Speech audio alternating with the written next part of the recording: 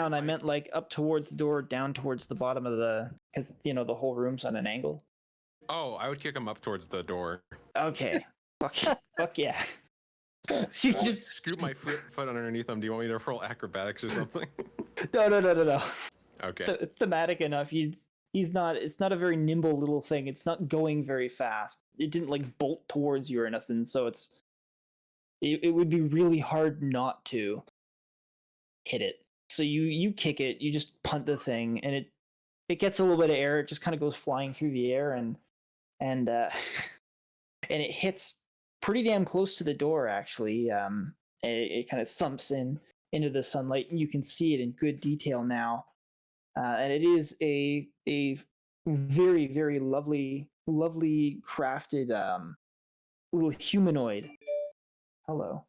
That is shaped like a dwarf, except it has no beard. Instead of a beard, it just has just a regular kind of chin, except it has two little tusks coming out of the chin. Oh. And then the rest of it has all these runic carvings that resemble dwarven / gnomish work and culture. And it gets up and starts to dust itself off, and it doesn't seem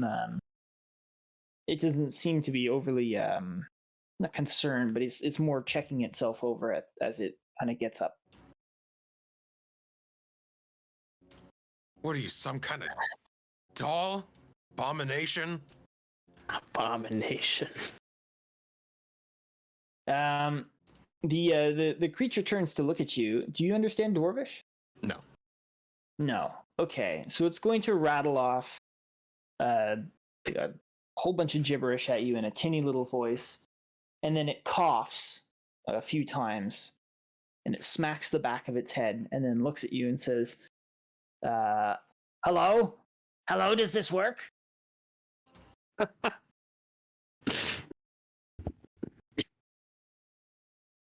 Nephis just glares at the little mannequin doll and does not respond. The thing kind of straightens itself up and walks towards you a little bit. You're standing about like halfway into the room at this point in time, and it walks from effectively the door to about a quarter of the way. So you're right. It's in between you and the door, pretty good. It steps up on like a piece of root, and it says, "I'm not a monster. I'm a creation. I'm a servant. It's a little mechanical servant. My master, he had a big accident, and now our workshop has been destroyed." Yeah, I can gather that much. This place is a wreck. What are you doing out here all by yourself? I'm waiting for my master to return. He left us not too long ago, and he was going to get help, but he hasn't come back. How long ago is this place? Looks pretty decrepit. He only left, and he kind of ticks. He looks like he's grinding his jaw. You look upwards, and he kind of has this ticking grind for about a second. He looks at you. It must have been 2 days ago that he left.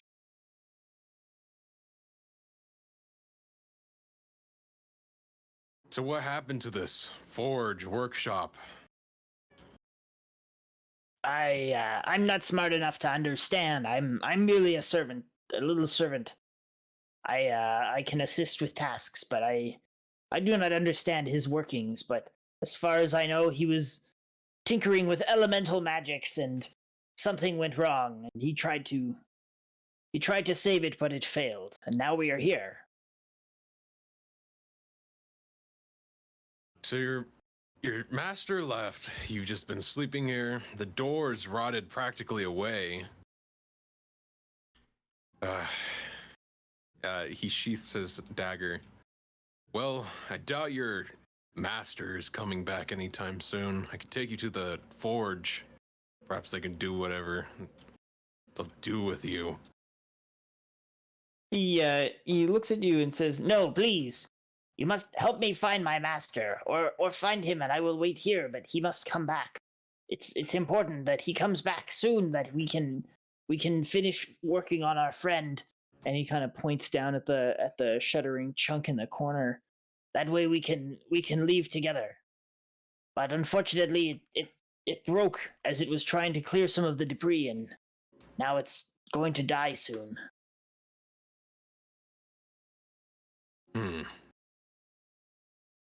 Well, I am a tracker. Suppose we could find him, if it has been actually 2 days. And Nephis makes his way to the doorway, stepping past the little creature. Okay. If you wish to accompany me, you can, but doubt you'll be much help. So, essentially, what he is capable of doing for you, and it's gonna kill my fucking voice if I do it like him.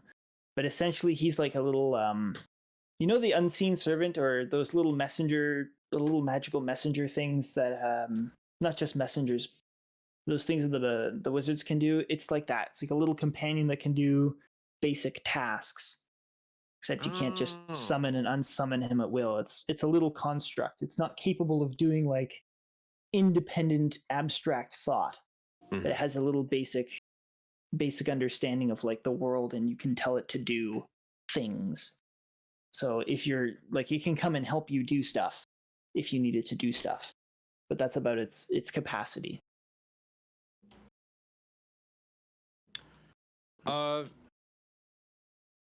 Nephis does actually have a few questions for me. Upon leaving or approaching the doorway, he turns towards it and asks, "So, your master left 2 days ago. What does he look like? Just like every other dwarf? Long beard and a little bit taller?"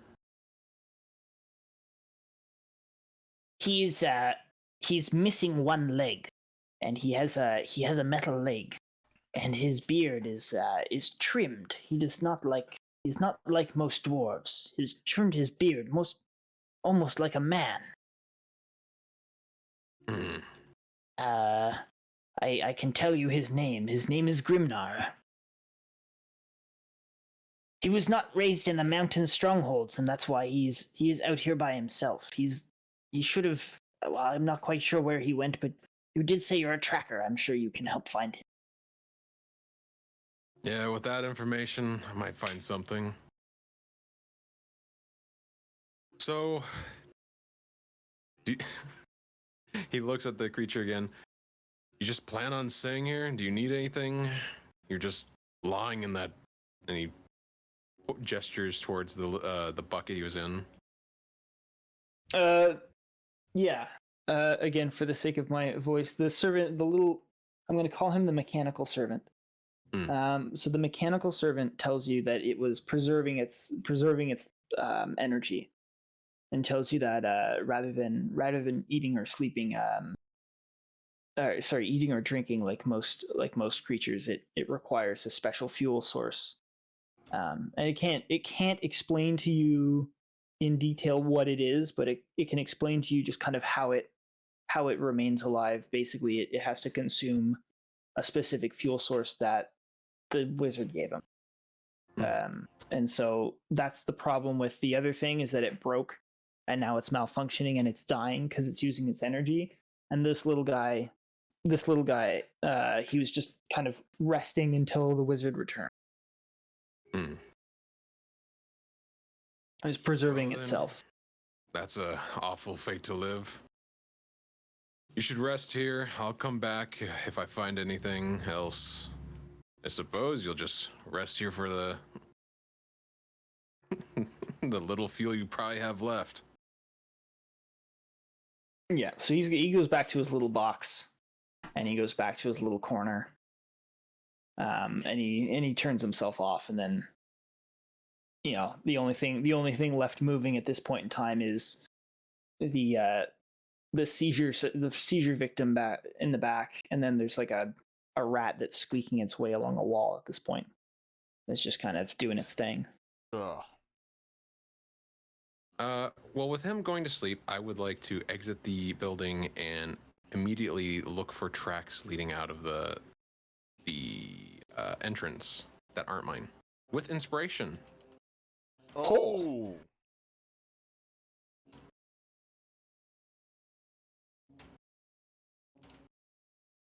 Natural 20. Woohoo!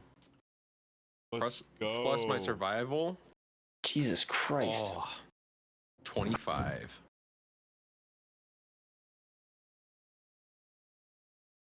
Okay. Well, yeah, you spot the tracks perfectly and immediately. You can see the places where his metal foot broke some vegetation as it was stepping down. It made a little bit more of a sharp footprint. There's other places where clearly it had been wet that day, and you can see his footprints. Like, oh, it's perfect. You can tell where he smacked aside tree branches, where he scrambled down rocks. Just even the small little indents and the disturbances that the metal footprint makes as he goes downhill, and it skids a little, and you're able to track him through the forest. So you notice. So you're about. Put you and here. Just for a quick reference. This Yes. is the terrain is forest. Yes, the terrain is forest. My So favorite terrain. the valley. The reason why it's forest, because I know I said it's in a mountain range, but the valley itself, because it's forested, down near the river and up to this gray line, which is why I mentioned that it was just the gray line was when it starts becoming mountain. So everything in here, the valley is forest. It's more what you're, well, similar enough to what you're used to, and then above the gray line, it doesn't just become like bare rock, but that's when it starts to get into mountainous terrain. Mm. So with that in mind, I'm just gonna put a little dot right where you are for the sake of everyone. Since it is my favorite, or one of my favorite terrains, and it's in the terrain, I get to know the size, the exact number of creatures that I'm tracking, and also how long ago they passed through the area. So, is it in fact 2 days ago? It was in fact 2 days ago. Little shit. Never trust little things. I mean, Yeah. wait, hang on. If you can't trust him because he told the truth. Oh. He might think he's telling the truth, but he's little. He has a little fucking brain. Yeah, exactly. It's true. These are all very good points. And he was napping the whole time like a lazy butt. So you start tracking, and you notice that the tracks. So this is about an hour. I'm going to say an hour of tracking. So your tracks kind of weave back and forth, and then they start going along the river, and then they start coming up again. Oh, wait a second. And they start coming up this way. Hello? So, hello? Hey. Sorry, I thought OBS wasn't recording my mic. Go ahead. Is it recording your mic? It is. Okay. I was going to be really upset. So you get to about there, and then you notice with your superb animal brain that you are you've come across a place where it seems like he has fallen off of a sort of a little drop path. It's almost a deer track that he seems to be following, and it just kind of drops down a little rock face, and you notice it quite easily. But it seems as though when he was walking, he didn't, and you can see where the metal foot just went right off a slippy part of the rock, and you can see where there is some blood that is on the rocks, and you do see that there's like pieces of accessory, like there's a coin purse that's over there. So it looks like there's a sock over here. As he bounced down the hill, shit was like flying out of whatever he was doing. Copy that. I would like to traverse down the cliff and I will state, even though I made it sound really dangerous, it's one of those things where it's actually fairly easy to get down. It's just that this this poor guy slipped with his metal foot, and that's what made it dangerous. So it's not for you. It's a fairly standard affair to get down, not because you're like it, just because it is fairly good. But he's not down there. But that's what had happened to him whenever he got there. So yeah, I'd like to begin collecting like all the things that I find and storing them in my pack, separate from my stuff. So you do find 13 copper and 7 silver, both in and around the coin purse. There is a broken tobacco pipe, and the tobacco itself is spilled all over the grass from his pouch. And then again, you find like a sock, and then a ripped, shitty tunic. And it looks like the ripped tunic had been investigated by an animal recently. Ooh. And it was 13 copper and 7. Yes, sir. Copy that. I would like to continue tracking. All right. I'm gonna get you to roll another time for this next hour of tracking. Copy that. Please roll good. I don't want to use. Oh, okay. I get a 16. 16. All right. So, you can tell that this guy, after an indeterminate amount of time, just because he's repeated his tracks so many times in a little area, like it seems as though he's bandaged himself up. He rested for some time and then walked around a whole bunch and then left. Kind of hard to see how long, but as you start picking up the trail going up here, you can definitely tell that he was there for maybe 2 hours, so it wasn't a very long time. As you start coming up here, you can tell that he's lost. He's switching directions. Like he's there's one spot where he scrambled up a rock, and you can see that because all the moss is like shredded off. He scrambled up a rock and then came back down and then started wandering. When he gets up to about here, the tracks start coming back down again. Gotcha. At this point, do the tracks still look 2 days old, or are they like slightly fresher? No, this has been 2 hours for you, but you can definitely tell that like he hasn't traveled this fast, so it's taking less time for you to do this than it would. Yeah, that's what I'm assuming. Yeah. So at this, where you're at now is where you find like a little fire. Oh. A little shitty trace of a fire. And you can see in the ground near a rock, like you can see an imprint of where somebody would have slept. And with that, I'm just going to quickly, well, I'm not going to quickly, but with that, I'm going to leave you with that. And I'm going to move over to Isaac just to get him started as well. Sounds good. Yeah. So Isaac, hello. Hello. Hello. So you are hanging out with a couple of dwarves. I'm hanging out with a wounded dwarf who I would like to speak with temporarily. Yes. His wounded dwarf and his wounded cart. Was it just dwarf, or were there several? If I remember correctly, I thought there were several. You said it was a family. Yeah. So. And there should be. Right. Question, because I kind of forgot. Yeah. Was it scale mail, the uniform? Yes. And do you recall if I accepted the crossbow or not? I remember that you said you were going to take your longbow, because that's what you were going to do. Because the reason why they offered you a crossbow was purely for basically role playing. There's no, I'm telling you as the DM, there's no mechanical change between you using a longbow and a crossbow. And to grab a crossbow is purely for the thematic idea of shooting a crossbow off the back of a bird is a little bit easier in the terms of aiming and shit.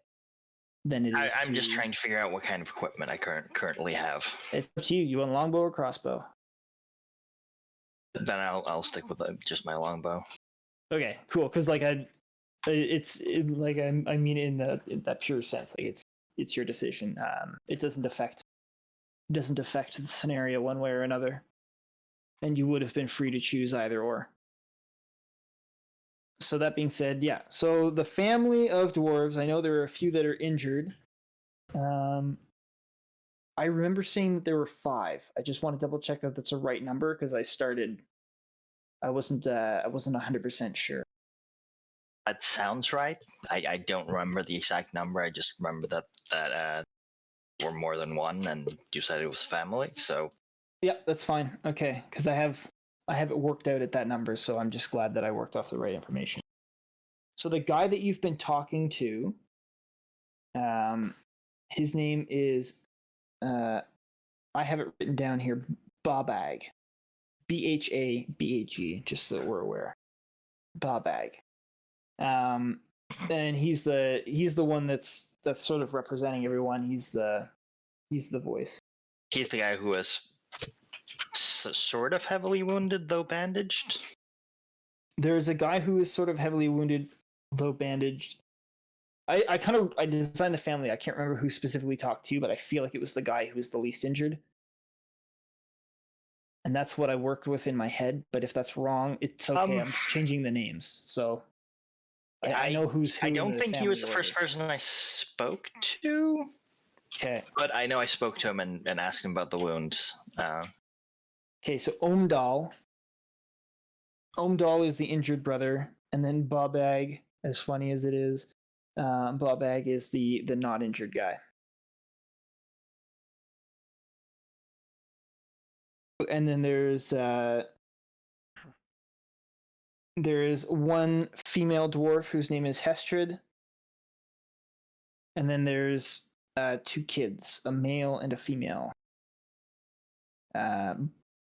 The female is injured, and the male is just not having a good time. Mentally, he's not like physically wounded. If you care about their names, I can give you their names. Well, just having it would be useful.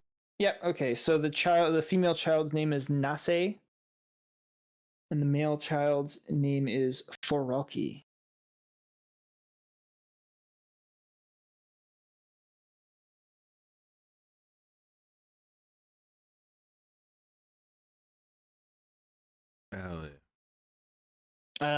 So yeah, those are them. That's the family. Yeah. So you said you had questions to ask, I think. Well, I'm gonna walk up to the wounded guy and ask him if I can cast healing on him. Yeah, he consents. Right, then I cast the first level spell Cure Wounds on him. All right.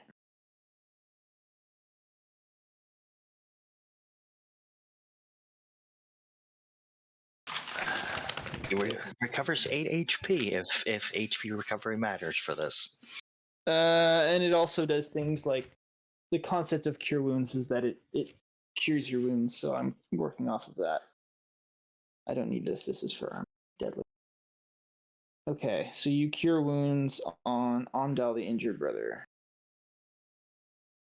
Deadly. So you basically think of Jesus, like his arm was an open. I remember if it's called a green fracture or an open fracture, but it's like there's a piece of bone sticking out of his arm that was bandaged up and everything, and like you unbreak his arm through the power of Jesus. I believe that's a compound fracture. Yeah, that one. So well done. He's still hurt in other places, but it definitely looks like you've dealt with like the major concern.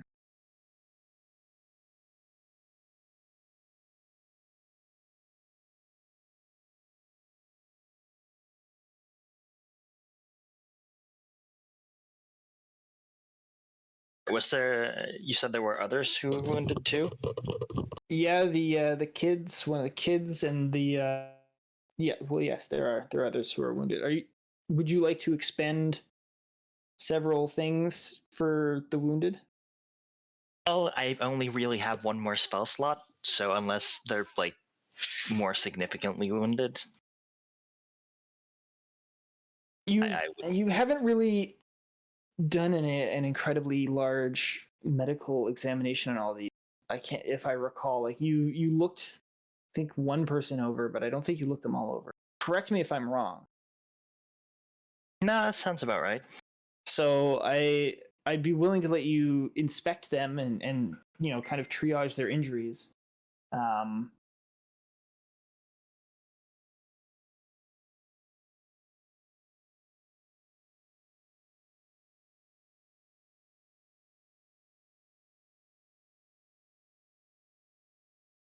That's a 19 medicine check. All right. So you take a look at poor little Nasse, who is the injured girl, injured dwarfish girl, and she's been with your expert medical training from Bush Clinic 101. You notice that when she's been resting on the ground, she's been favoring her her right side. She's been kind of holding her left side. So you, with permission, all the blood, yeah, it's fine. You take a look, like you lift up the corner of her tunic, and you notice that her entire side is like purplish blue, sort of near the gut area.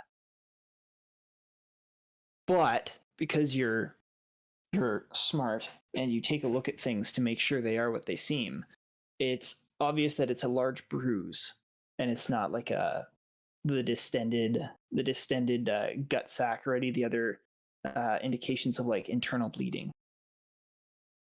It's just like she hit something and bruised her side and her gut. So she's just having like a shitty day with that, and she also has a number of like cuts and fractures, and she seems to have a fever as well. Not fractures, sorry, cuts, and like her fingers are stiff, and she's just generally in poor health and poor nutrition as well. Like they're suffering, they're not having a good time. But her biggest issue is that like just big bruise. It looks like a high pain kind of thing for a little girl.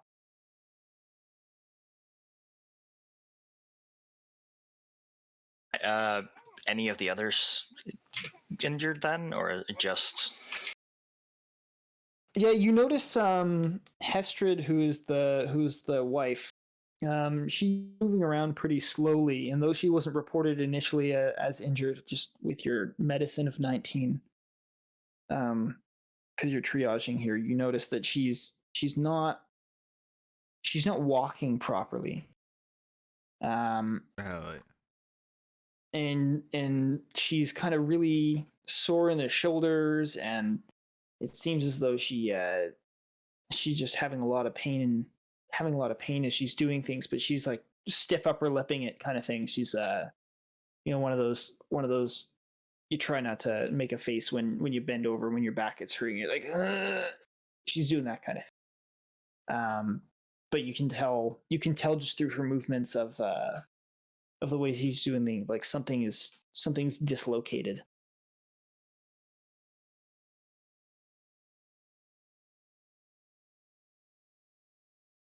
I'm giving you that with a 19 because she's not letting you interfere with her, because she's trying to do stuff, and she's like, yeah, okay, you look me over, look, I'm fine, I'm going to keep working.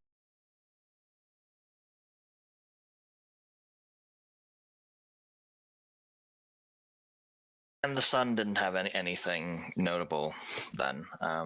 He's in like, they're all in poor nutrition. They're all in, there's the beginnings of like exposure. They've been roughing it for quite a long time, and it's not been doing well. So they're not in good health, but they're not like, there's no immediate life-threatening, like, oh, actually, you have a dagger in the side of your thigh and you're bleeding to death.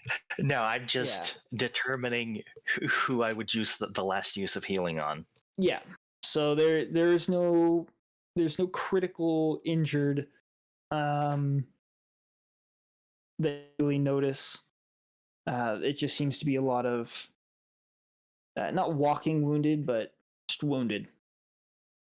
In that case, I will, with permission, use the last slot on the daughter to get her out of being in pain. Mm-hmm. And then I will offer them some rations. Okay. Well, they definitely take the rations with gracious thanks. And the daughter does, like, they allow you to heal the daughter. Of course, they don't like having their little daughter in pain.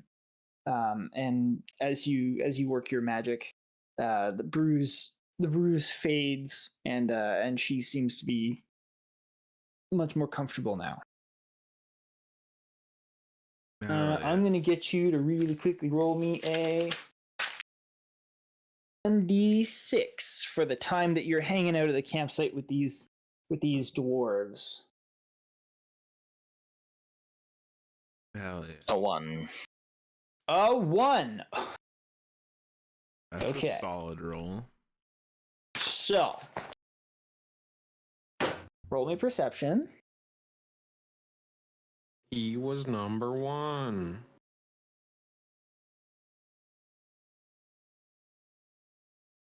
11. 11. All right, and I'm going to roll. Oh, Jesus Christ, that's the wrong folder. Where is my? There it is. Okay.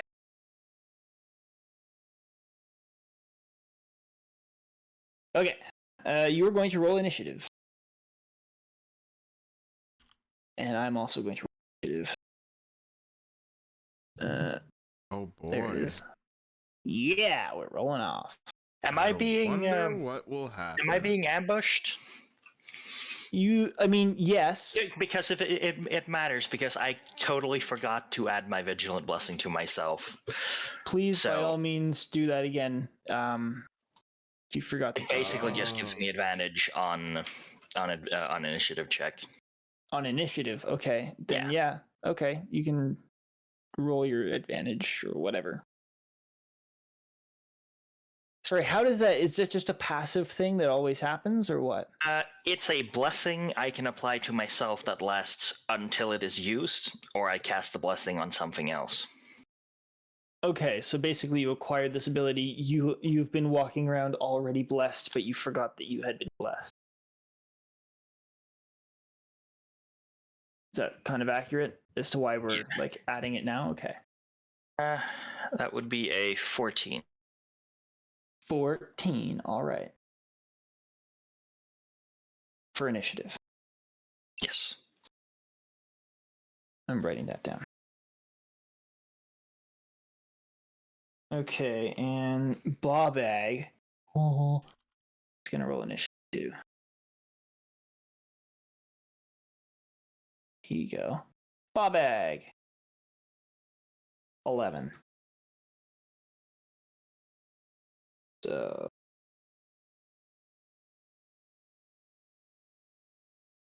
Out from the woods come 3 wolves. And they are attacking the family.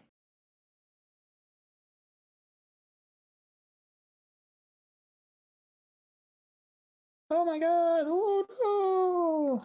Okay. Ooh. No? 6, 9. Cool.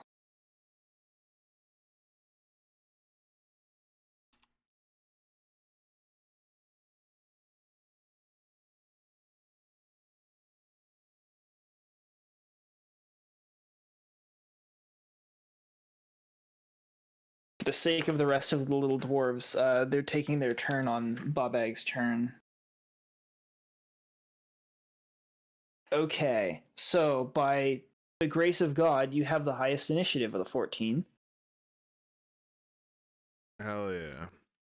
And I will set the scene here because I take the value of maps, and I know I haven't got many good maps. Actually, do I? Da-na-na-na. What? Dun-dun-dun-dun. Here you go. I don't know where that went. There it is. Devon, can you make that do a thing really quickly for me? Please, I appreciate you very much. I'm just What? gonna get some wolves out.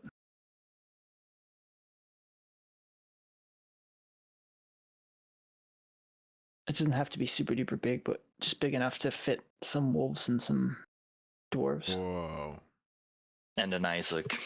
And then Isaac. That can't be a real nigga.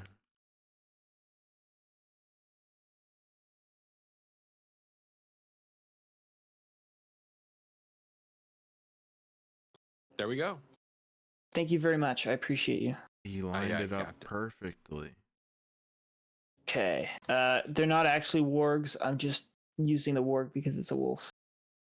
Wargamos. Dwarfs are not that small.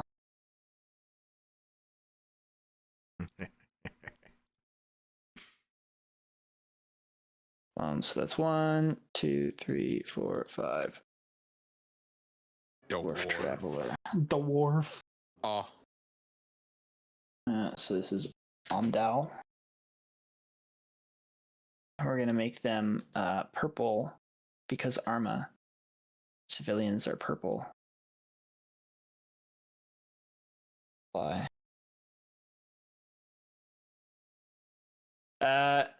I guess the thing that you care about is the wolves. So there's one here, one here, and one here. They come down. This is like a 10 foot drop ish. But it's not like a straight drop, so it's a thing. And climb down it pretty swiftly. This guy is Bobag.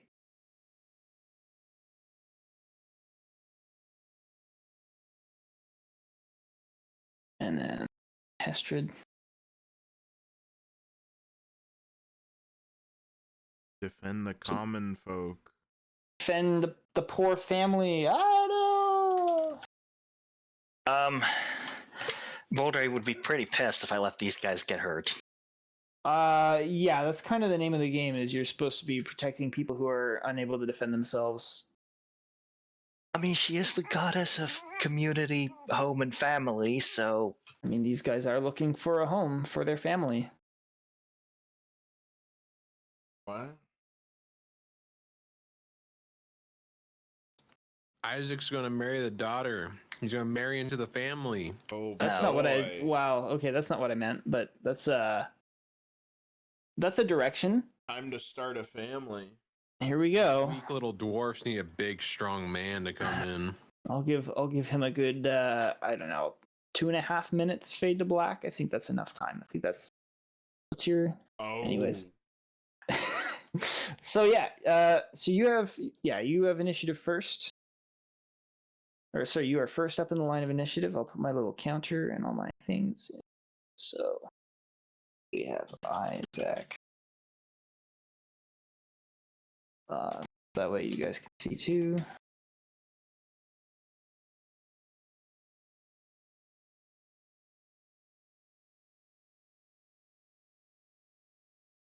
Okay, my little initiative. It's all you, big chief, big chungus. Have a bitch, they have the hound. Shit.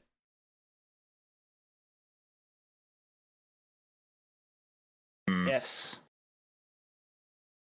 It's foolish, Anakin! I have the high ground!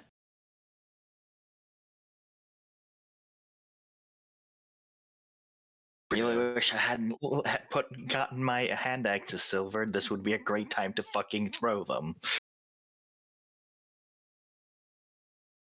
Well, shit, partner.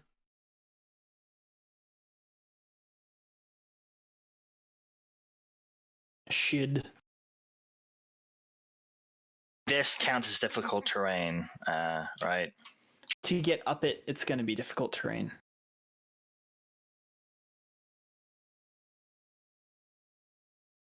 Hmm.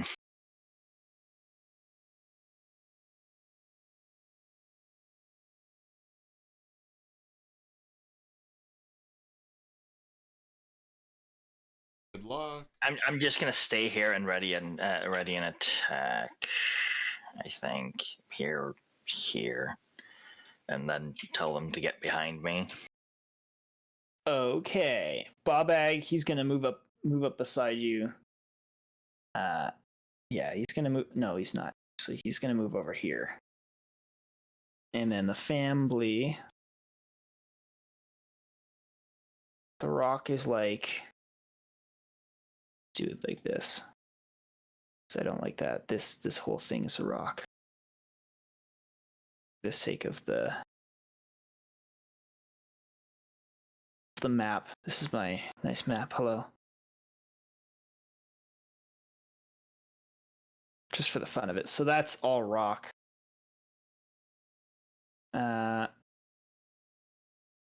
Move. Not move like that, sorry. Move like this. That way they're trying to get like closer to the that's still like covered where she is. So they're now all like against the rock huddled. Hell yeah. And then it's the wolf's turn. So this one's gonna come bounding down. It's gonna roll for dexterity, come down there with the way that he's doing it. Plus, okay. Oops, sorry. 1, 2. Oh, that's fire. 30. Wait, no. If you're going through difficult terrain fast, you can just move through at normal speed. If you take the dexterity, I think that's how that works, right? Or does it move at half? Difficult terrain is always half speed. Oh, I Yeah, thought you could unless you sprint have- through it. I mean, you can DM say that. Hey, you can do a difficult ability check to. Just In my fucking head, beat, you ever but- seen those movies, or you ever seen like those like dogs jump down like steep shit, and they just come like flying right down that stuff? That's what I'm trying to mimic here, but I'm aware that sometimes the dogs fall and get hurt, so I did a dexterity check. If that makes sense.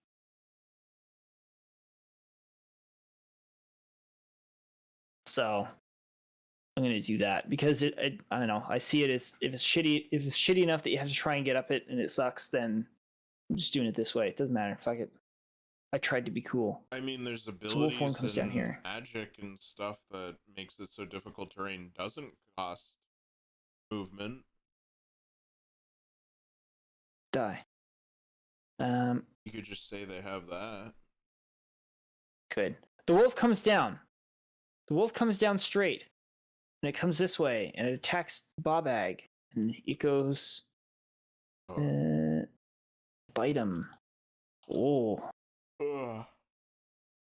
Oh. And he's got a 6, which means he doesn't bite him. Hell yeah. Thank God. But then Wolf 2. He comes bounding down. Ba-doop, ba-doop, ba-doop.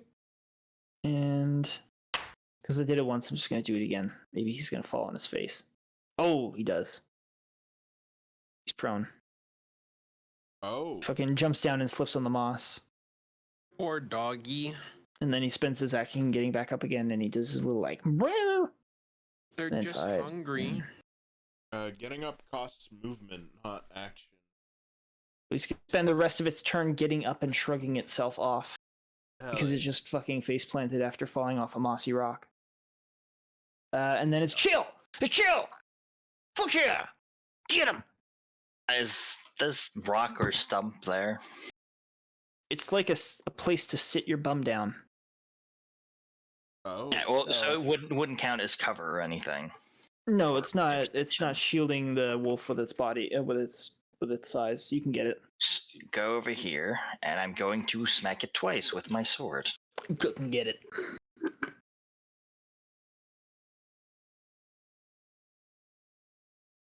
That is a 23. Well, I that assume definitely that hits. hits. That definitely hits. That's. Yep. Right, and I'm going to attack with maneuver. The tripping attack, so I need. I need you two.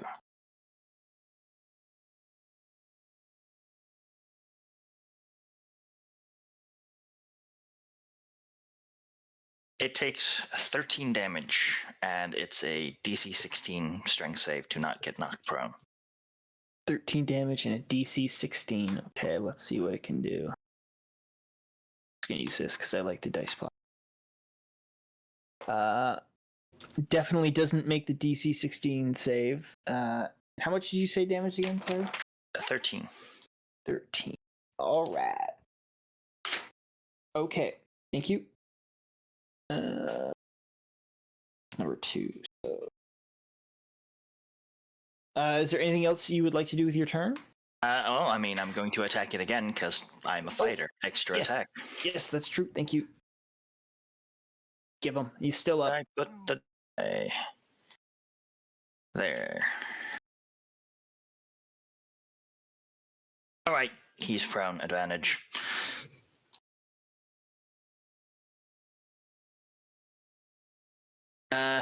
Well, it's another 23. Jesus Christ. Well, you definitely hit him. All right. The same thing. DC 16. Nah, I'm not gonna do a maneuver here. I'm just gonna do a normal. Just a normal. Longsword. Get him fucked. That's 11 more damage. 11 damage. Okay, well, you kill the wolf. You hack it to pieces.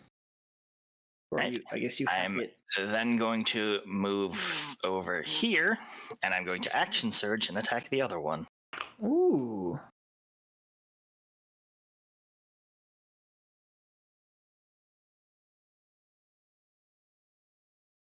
Oof. That is a 12.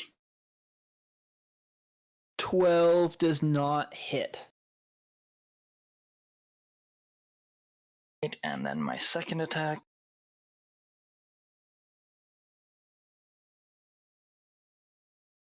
That's a 10. No, I miss.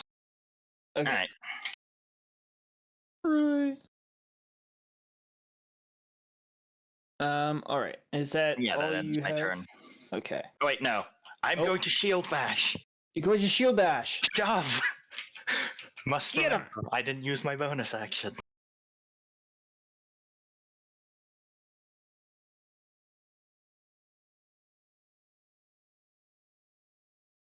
$18 athletics. 18 athletics versus the wolves. Huh. Good. It'll be fun. Oh, come on. Stop. Thank you. Up. 8. Plus 1 is 9 athletics. I know. I think he wins. Just kidding. I think I win. 10 feet? No, I'm going to knock he goes him prone. Okay, it's I can do either. And he takes 6 damage. 6 damage. All right. And then that it's Dwarf's turn, I believe. Yeah. Dwarf's going to take out a hand axe, and he's going to smack at the. So it's prone, right? The wolf. Yeah. The wolf. So that means he gets advantage, I believe. Yep. To attack a thing that's prone. So, oh shit, nat 20. Fuck yeah. And then Oh, it's- hell yeah. I think D6 for a hand axe. I will check. I think it might actually be a D4. Plus his strength. Nope, it is 1d6, correct. 1d6. Okay, so 2 plus. All right, he swings down, but the dog kind of flip flops out of the way. But he's hacking down at the thing, and then it's his family's turn, or his family. This one's gonna try and get behind you, like that. And then it's the wolves. The wolves. So yeah. after fucking Bobag decided that he was gonna stab at the wolf, the wolf jumps up and it's going to attack. It's gonna bite at Bobag.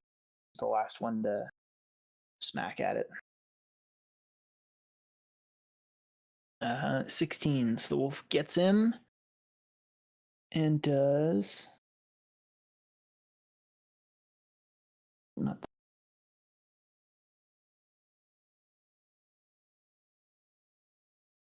Roll. Wee. 6. Okay. Plus 2. 8 damage. So he does 8 damage to Bobag. It grabs Bobag's arm and like starts tearing at it, and Bobag manages to throw him off. And then so that's that wolf. The other wolf goes 5:30, and it can go. Oh. So the other wolf is gonna come running in from here. Right here. Running in from around. Comes in. And he's going to attack you, Isaac. How much is your armor class? It should be 18 right now. 18. Does the wolf get you? 2. No, it doesn't get you. So it comes in and tries to leap at you, but you're able to dodge its attack just in time. It is now your turn. I'm going to attack the fresh wolf. I'm gonna use this die.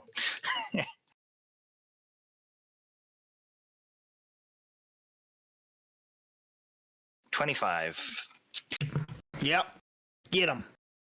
with maneuver, trip attack.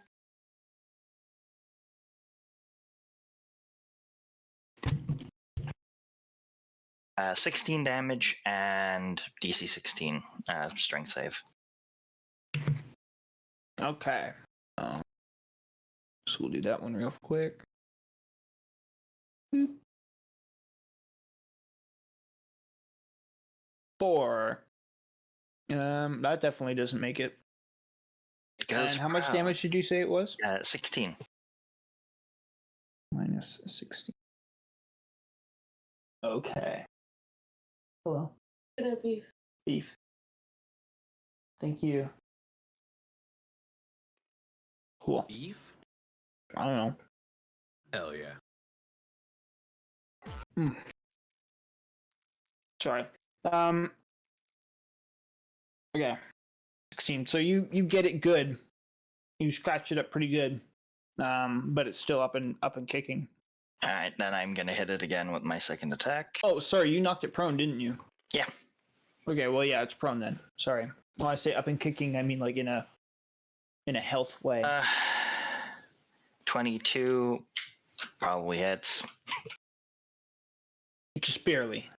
Oh, you Just scraped by. barely. It takes another 11 damage. Excuse me. Water does not go up the nose. 11 damage. You Yep. kill it outright.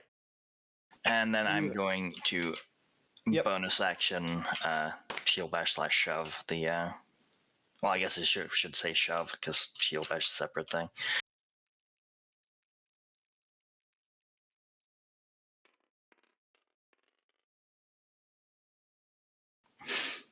$31.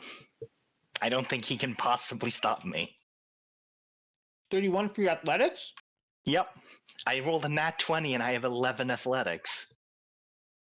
Okay. Do whatever you want to him. Fucking shield bash him all you want. Serve him up on a dinner plate. Holy shit. Not like literally, but like, yeah, you I lift get him up and choke slam him headfirst into the ground.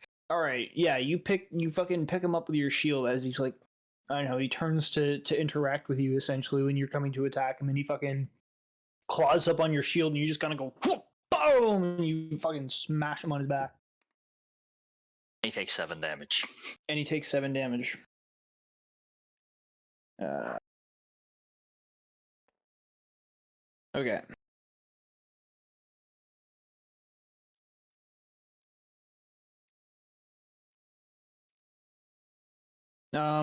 Is that your... That is that ends everything?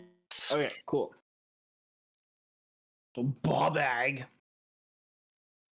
Let's see what you do, Bobag. He's, Advantage.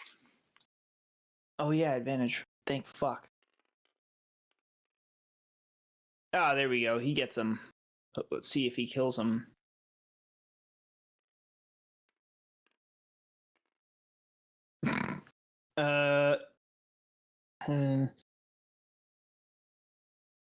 One. No, he does not get him. Thank you, Bobag. The wolf is going to bounce back up again, and it's going to. Can't do that. Never mind. It's going to bounce back up again. And it's going to attack Bobag one more time, attempting to respond to this little motherfucker. Hits the wolf. Okay.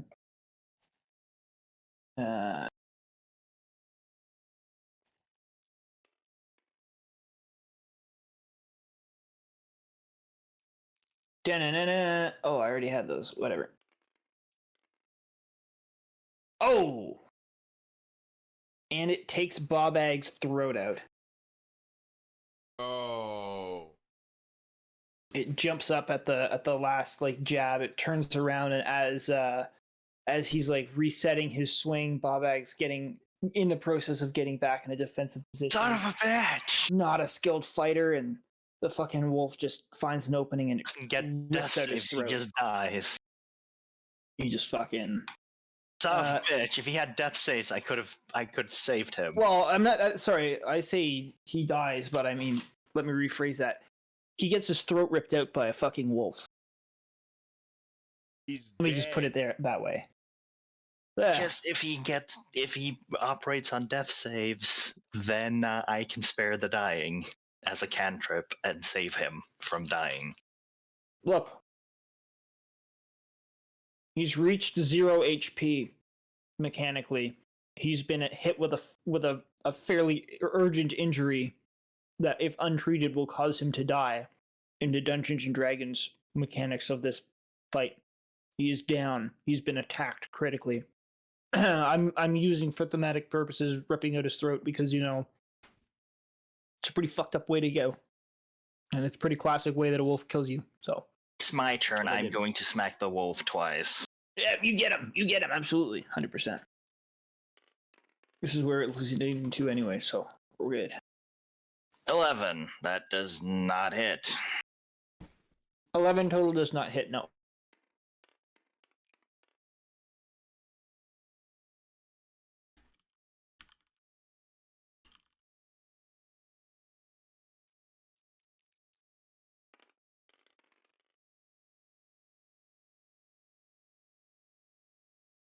Yeah, he dies.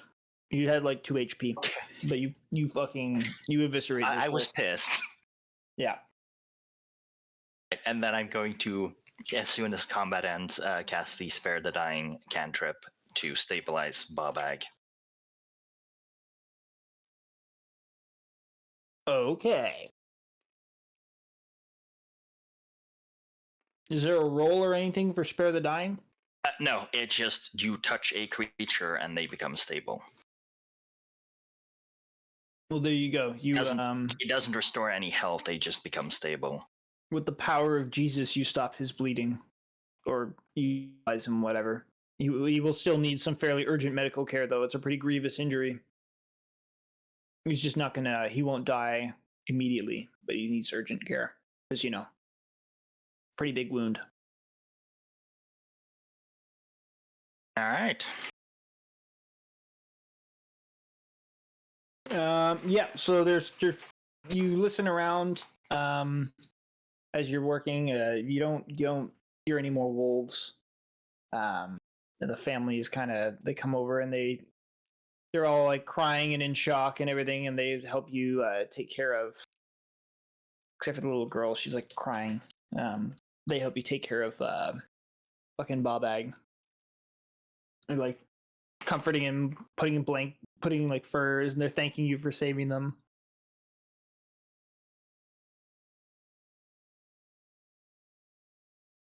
It's the sun is set by now Oh. for you. Like you guys have been waiting a long time, and finally, fucking Sergeant Knuckle Duster comes flying up.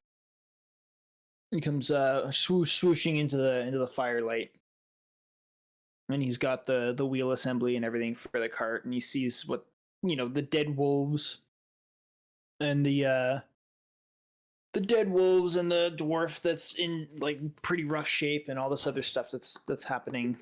And he comes over and he asks you to catch him up on what happened. I just tell him what happened straight up.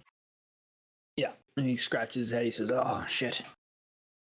All right, well, we'll have to. Well, what do you think we should do?"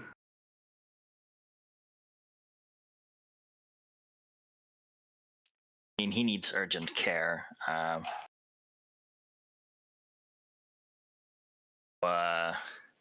stay here and I'll fix up the wheel. And if you can take him back to get healed.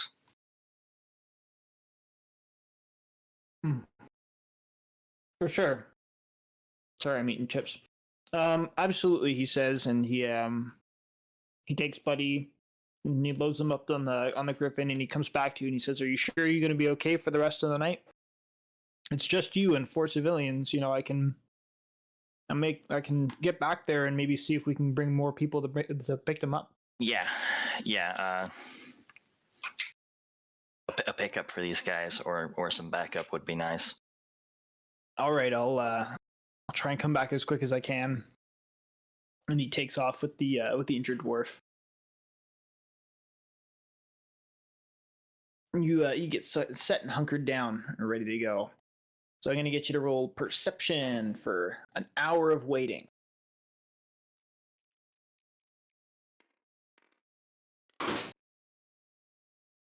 Uh, 17. 17. So nothing remarkable happens this hour. You can hear the sounds of the wildlife in the wilderness around you. But there's nothing that tries to get you, and there's nothing that sounds overly threatening for the first hour of waiting. For the second hour, I'm just going to get you to roll one more perception. Also for future, unless I otherwise specify, I'm just gonna have it that I always vigilant blessing myself. I'm gonna have you stay responsible for tracking that kind of thing.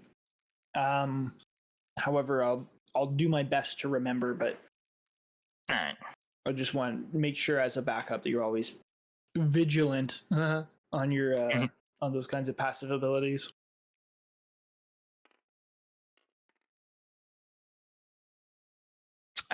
23. 23. All right. And in the second hour, at the end of the hour, you hear just the swooping and flapping of wings, and then more. The guy returns with more griffins as well. A big group of about like 8 guys come out. So some of the griffins, they disembark all their guys, so four in total come down with their griffins, their 2 griffins, and they come and they start like securing the wolf bodies and dragging them away and dealing. 2 guys come over and start checking on the civilians, making sure they're okay. And your sergeant buddy comes over and he says, "All right, so what's going to happen is we're gonna take everybody back. You and I, patrol is pretty much finished anyways, but we'll go back as well. And then those four patrollers, they're gonna stay here and they're gonna fix up the cart, and someone's gonna come get it in the morning and return their stuff to the mountain while they rest up in the infirmary." All right. So the sergeant gets back on the thing. Everybody does their jobs, and you are flown back to the mountain.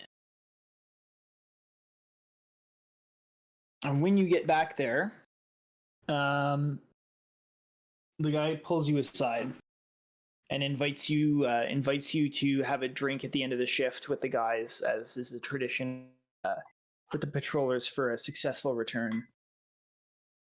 All right. Nice. All right. So it's basically like he's invited you to spend the rest of the night hanging out. I'll tell you this: that through your, I don't know how much you, what kind of a social animal Isaac is, but you are through your, because you helped them out and because you're willing to stay behind and you defend that family. Like you've earned the trust and respect of these patrollers, and they tell you that if you ever need help and they're around, and they give you a medallion with the symbol of like the Holy Order, except it's on the outside it's encrusted with like feathers, and they tell you like if you ever need us, use this medallion and pray in prayer, and we'll come help if we can. Like you've done us a favor, you've done service, and we're more than happy to return the favor. And then that's kind of like with a night of drinking and hanging out and doing stuff, they're willing to offer you that kinship. Sweet.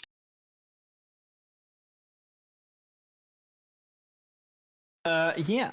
So, oh no, it's over there. There. Shit. Here's my notebook. Okay, so that is Isaac. Cool sheet. So we're gonna switch back to the mountain crew here real quick, because your dialogue in the side chat there is, I've had a chance to catch up onto it, but we're going back to that tavern and area. Khutula, what are you up to? Again, you're going to see the orc and the Yeah. Fuck yeah. I remember that. See, I'm good. Nice. I'm good. Great.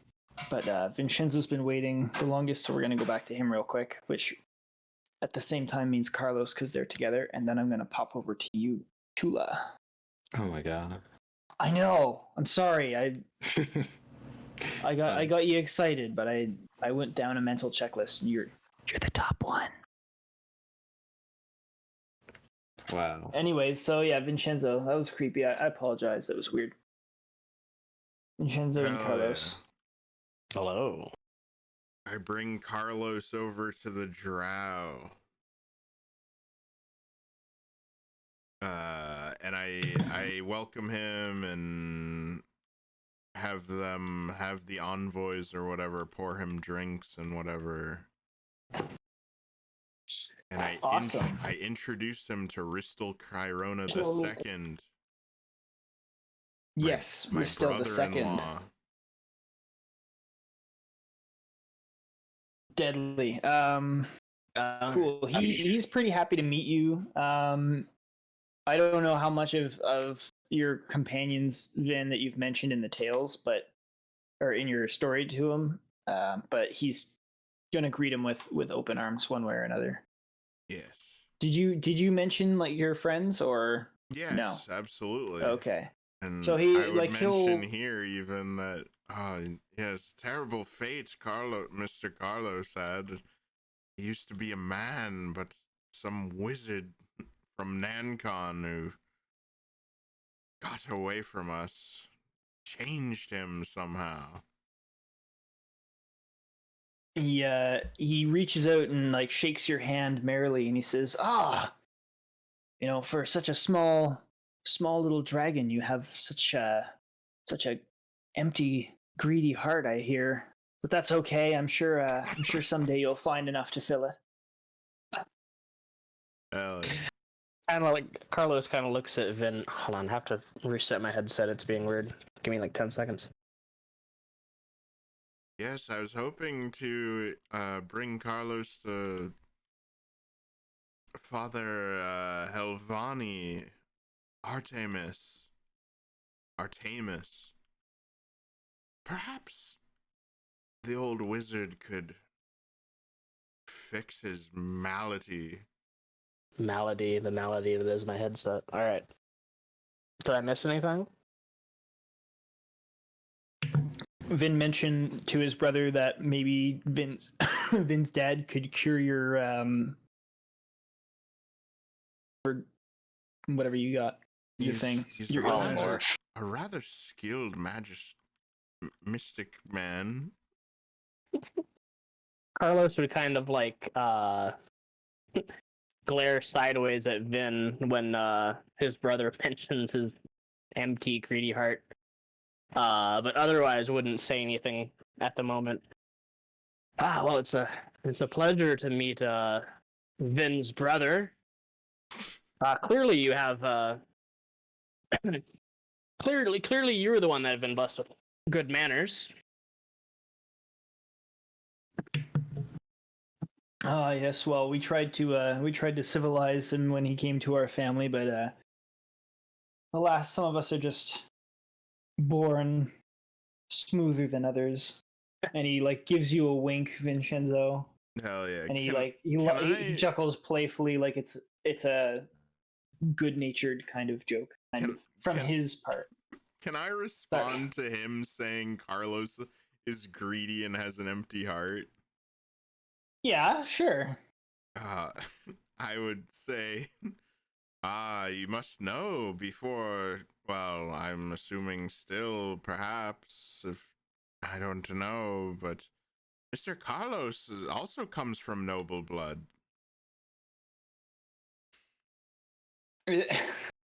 Is this something that you would have mentioned to him earlier, or is this just something that you're like bringing up now as a little extra thing? I guess bringing up now. I don't know. I mean, it's up to you. Like, it just depends on how he's gonna respond. Okay, he's gonna. About your family, Carlos. I've been dying to hear as well. And he leans towards interested as well. Yeah, please, Carlos, tell us.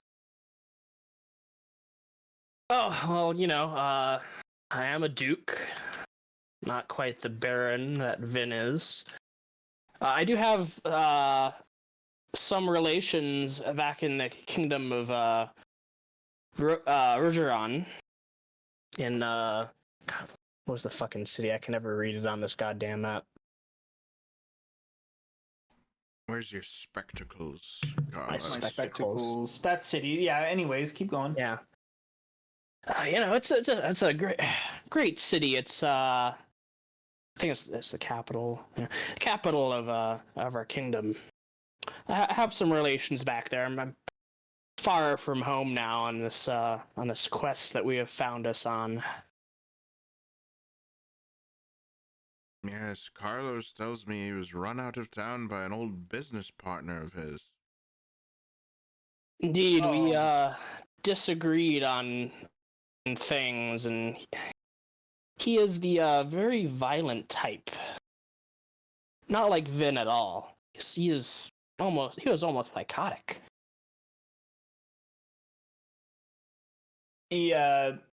Bristol sort of dabs at his upper lip with a little face cloth napkin thing, and he goes, "Wow, that's quite a story. Wow, that's what happened? Did you go deal with this man, or is he still on the loose? You hiding from him still?" Alas, he hunts me still, and now he hunts the rest of my companions, as he has found me with them. It appears that I'm not sure how much Vin has told you about Nisia and there, but he seems to have fallen into the lot with the vampires, so he is even more powerful than he once was. Vin, are you aware of, or did you bother sharing the identity of this Nemesis dude?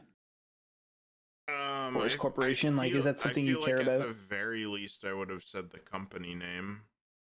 Okay. All right, cool. Ristol's gonna like start paying. Well, he's listening to you actively, but he's gonna reach into his robes and he's gonna grab a little letter, and he's gonna pass you the letter. Oh, And it's not sealed or anything. When you open it up, it's just got a little note that just says like essentially the bearer of this note has permission to enter the Cairona. Like basically you're allowed to go see him. And he says we should talk later, and you should tell me more about this man and his company. oh my, Mr. Carlos. Pass this note to me. All right. Well, it's not discreetly, like he openly gives you the But the it was note. to me. Yeah. Okay. Yeah, but it was to you. What And he's an not being honor, he's not Mr. being Carlos. secretive, but he's just saying, "Hey, let's talk later." Oh well, I would appreciate that very much. It's caused me a lot of strife. Keeps me from going home.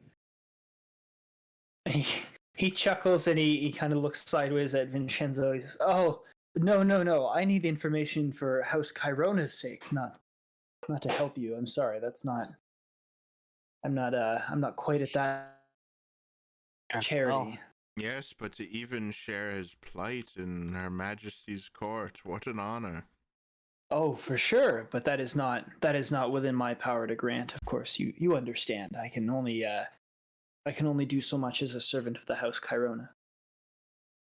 A stepping And he says that stone. like in a proud way. oh well, naturally, I guess we'll see what becomes of it.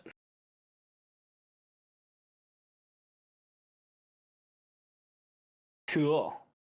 Hell yeah. Cool.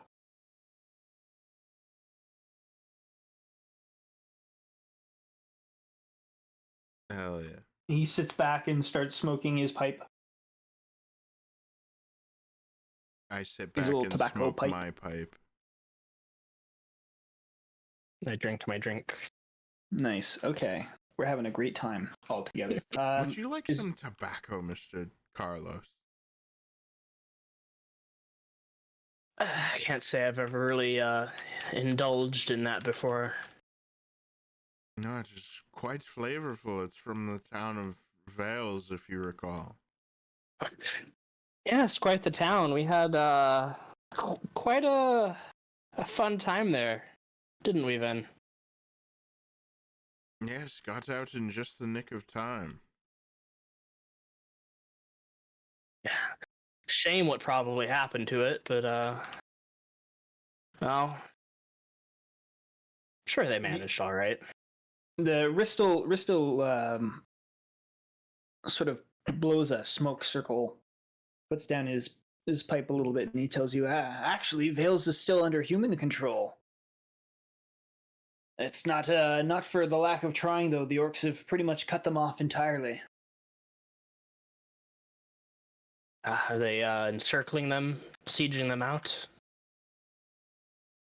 More like they just kept going.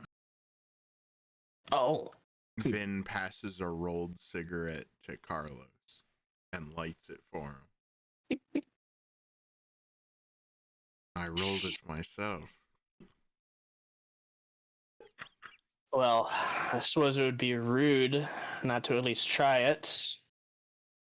Yes, the nation, the kingdoms of man have a way of rising and falling very quickly.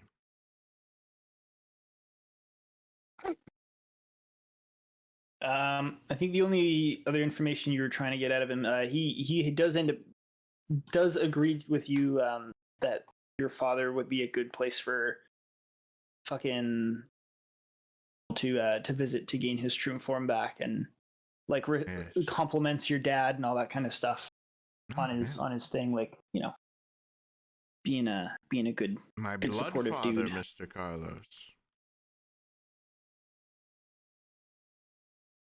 I don't believe I ever heard you speak of him before. Not at length, anyway. A few times, perhaps, but yes. He's a very quiet man. He keeps to himself, but he's He's quite sharp in his older years. Well, I suppose this is as good a place to start. I don't know though, considering the wizards couldn't figure anything out. But maybe the knowledge of the drows will not disappoint. Elves have a, how would you say, an innate tendency towards the arcane.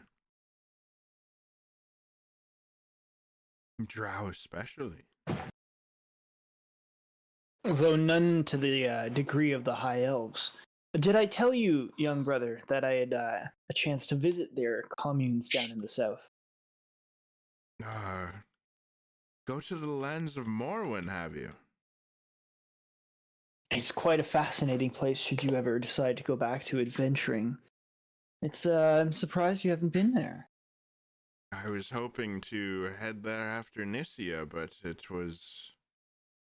we ran out of town. Quite literally perhaps... dragged from the Colosseum, as I told you. Yes, well, perhaps once all that silliness with vampires is finished and you take care of your duties to the house, perhaps take a vacation through the Underdark and visit their gate at the Morwen. You're not suggesting that the taking care of this vampire problem rests solely on my shoulders, dear brother? Oh, no, I merely state that once this incident has passed, once this obstacle has been hurdled, this challenge overcome, that sort of thing. Yes. Well, yes. I always do everything I can. Okay. For my family. That's all we have, after all. He's willing to just keep chatting all night. So. Hell yeah. I'll stay and chat with him all night. All right. Not like literally all night, but you know what I mean, like until the wee hours of time to go to bed land. I haven't seen this guy in like probably over a year, right? You haven't seen him in a while, and even then, like, I would, based on what I know about them, I feel like maybe you wouldn't have had the smoothest of relationships based on like, who he is and who you are, and this treatment of you of a level of like respect and almost like awe.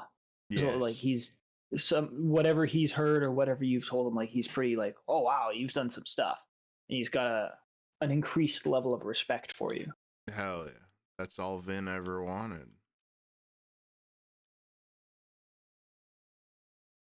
Yeah. So if you guys have any like more specific arcs of conversation or something, like I want to give you that chance, but in other words, no, like there's nothing really. Generally hang out with him in the tavern until bedtime. Carlos, the same?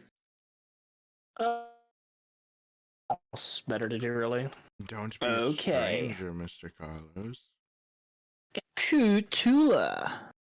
Hello. Oh my god. Finally happening. It's finally you. Shit. So you make your way to the to these crazy cool cats that you heard of, this dwarf and gnome duo. And you get to the door, and the door says closed for the holidays, come back later. And that's it. So no, I'm just kidding.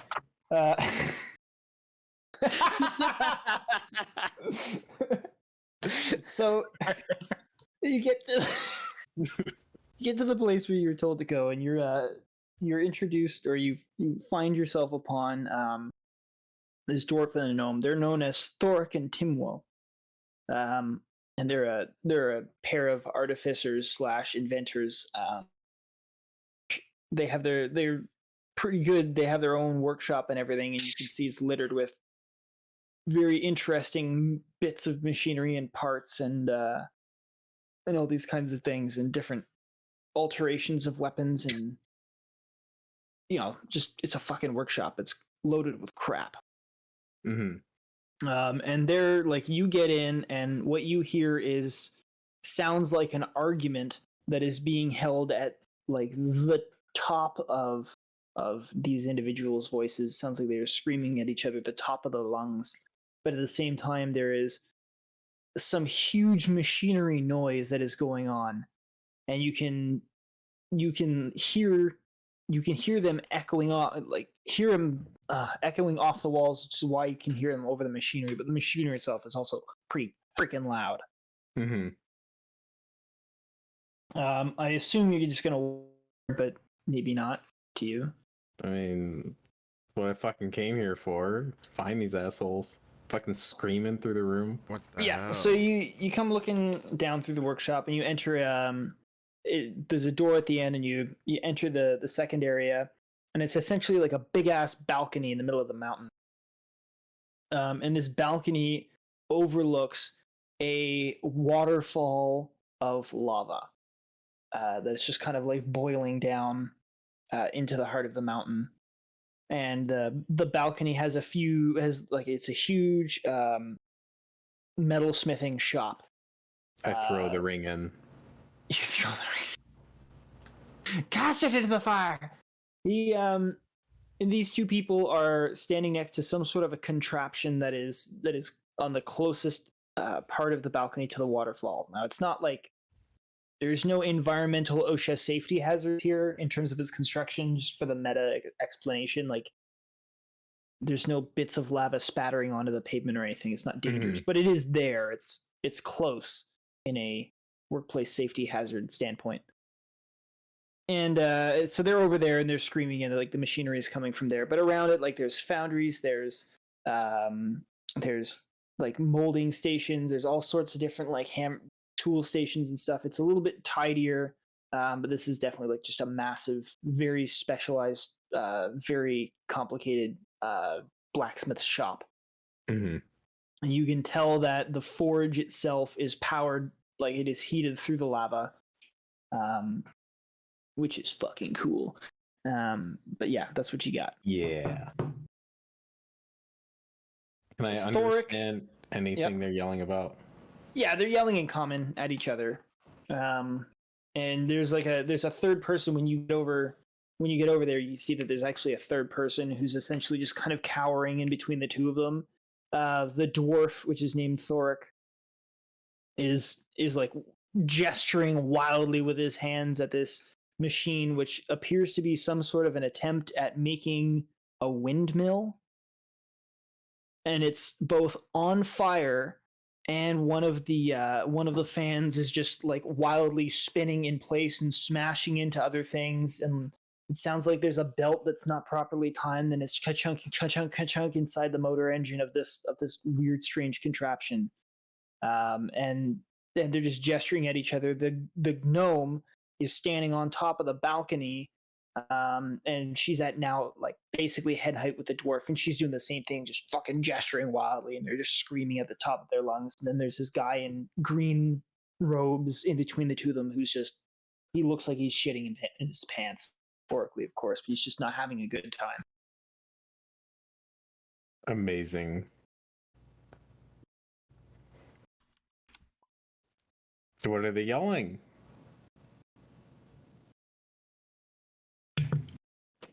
Fuck, shit, I thought I was done and I could eat my noodles. Fuck you. They're arguing about why the device has failed. And the dwarf is trying to explain quite loudly and angrily at this point in time that the reason that it's failed is because there's fucking lava next to it, and that it's catching on fire and it's overheating the whole thing. And the gnome is saying that that's entirely false, and she's like rattling off a whole bunch of technical jargon of which you understand. Maybe, I don't know how learned you are on technical shit, but I as a human being probably don't understand, so that's what she's doing. Yeah, I wouldn't understand.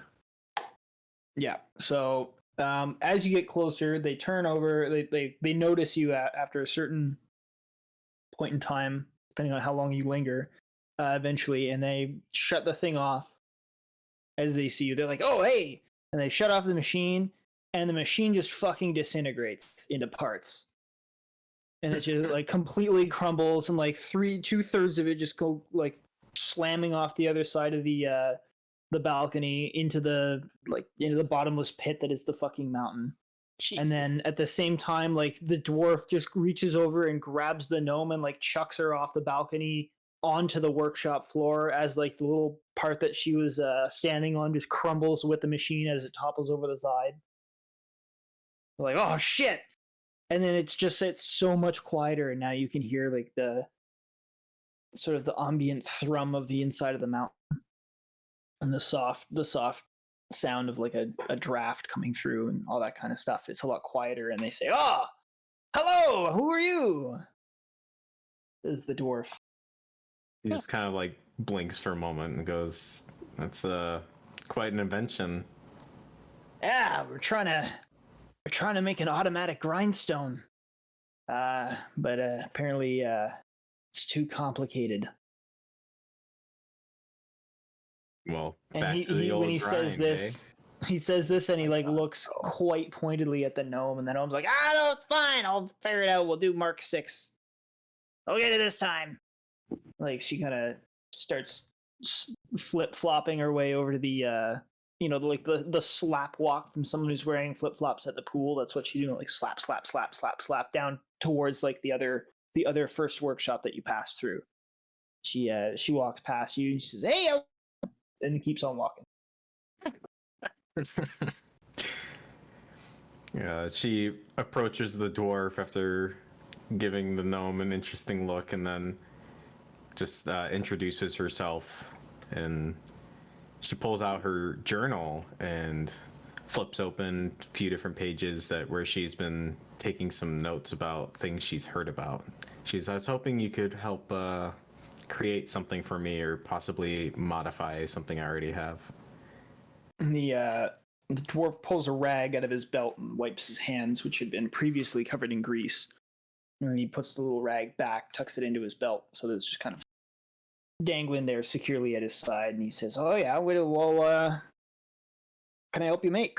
What's your ideas?" She fumbles through her journal real quick and flips open to a page. She goes, "Well, you see, we're deal with some vampires, and we were trying to find some equipment that could be useful against them. And I heard tales of and mentions in historical documents of something called a sunblade. I'm not sure if you are familiar with that." She kind of like lingers on that last word. Yeah, so as you're explaining to him and like fumbling through notes, he kind of politely like steers you over to a big workbench. It's a massive stone slab. There's nice polish and everything. It's quite a lovely big table, and he, helps you if you put your notes on the table and everything and whatever. And he's nodding as you're talking, and he's stroking the mustache parts of his ginormous fucking beard. Mm-hmm. And then he looks, "Sunblade. Yeah, Right. we can do that. I've made a few things for killing vampires before. I know Timo has a few creations. We can work on something for sure. Oh, Is there anything, like, I know you referenced the Sunblade, but is there anything else? Like, is there a specific design you had in mind?" And he's like pointing at your notes. Like, is there anything? Sometimes people like to bring designs and drawings when they have special requests. I don't know if you do that. Well, she kind of like flips to the next page, and there's like some various rough sketches. She was like, "Well, I was trying to go off the descriptions that I was able to find, but it's difficult to parse exactly what they mean. They're usually really vague, and I can't figure out what kind of mechanism actually operates them." There's like sketches of like just various ideas of what a sunblade could possibly be, including one that's literally just the sun. Okay. Okay, so you're just looking to see if he can make you a sunblade. He's trying to inquire if you have any ideas, like, other than just make a sunblade, just in case you like have, like, other interesting original inventions. He's kind of used to somebody coming up with this, like, hey, you know what we could do? We could make a catapult projectile, but fill it with bees. You know, like that's the kind of people that he's used to. So he's kind of bracing himself for the unusual requests. So she's like trying to like figure it out as she's going along, pretty much. Or she's like, I mean, I'm not sure if it's possible to modify something already to at least have some of the qualities of it. It seems too difficult to just have a blade of radiant energy just come out of a hilt, as it seems like it's described. So I was hoping perhaps we could even modify, like she pulls out like the ornate fancy dagger and be like, just something like this that could possibly imbue it with radiant energy somehow. Or I mean, I'm magically inclined a little bit myself, but I just don't have capabilities for that specifically. I'm not sure if there's a way I could charge it somehow, or she's just like rambling about like random shit that makes no sense at this point. Yeah, as she's like rambling, he's gonna. It's very obvious at one point he stops listening to you and he just turns around and he starts like looking, like he's pacing around, looking through some cabinets. Again, this is a really nicely organized workshop.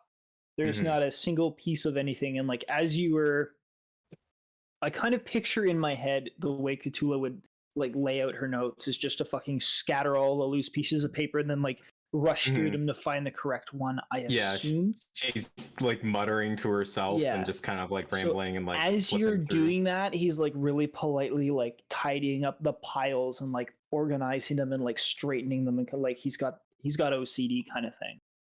And so he goes through and he goes to a cupboard and he like, you know, it's easy. It's, you can see it from a distance. He's not trying to hide it from you either, but he pulls out a cupboard and you can just see like a rainbow of light kind of dully glowing out of the thing. And he picks up like a gemstone and it looks like it's just burning fire inside. And then he puts it down, then he kicks the thing closed. Then he goes over to another workshop bench and opens a few cabinets and like starts a few things and kind of starts muttering to himself. And then Team Woe slappity slaps her way up kind of beside you and jumps up, climbs up / jumps up onto the table and looks at your notes, and she starts scattering them around to go, hey, what's you doing? And he like does exactly what it is that you had done. And she's like, oh, these are some really cool notes. Oh, you're looking at vampires, are you? Oh yeah.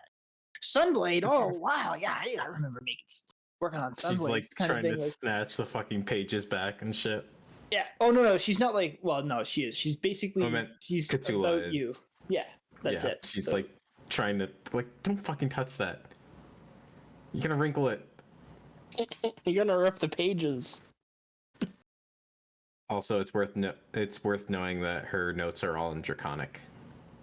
Yeah, I remember you. Okay, I wasn't sure. You had done this before. You had Draconic notes. Timo seems to read Draconic. Shit.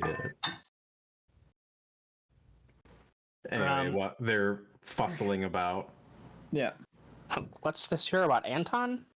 What's this? Oh, what's this heart? A plus K. Wait, okay, what's this little stick figure with a knife going through them? What's that about? Why is this one embedded in ice? Oh, it's the caveman, you know. The cave. Oh yeah. Anyway, yeah. So Timo looks around. Eventually, Thoric comes back and he says, "Yep, I can think of a couple ideas." And he goes, "Hey, oh, ideas for what? What are we doing here?" And Thoric kind of vaguely explains what it is that you told him, and he's just like, "Yeah, they need stuff to fight vampires." And she read about the Sunblade once. And he kind of looks at you for, yeah, you get pretty much. He's like, "Well, I can think of a few things to do. What you probably need is there is straight up a gem called a sun gem, and what we can do is we can use fragments of a sun gem to expose. It basically creates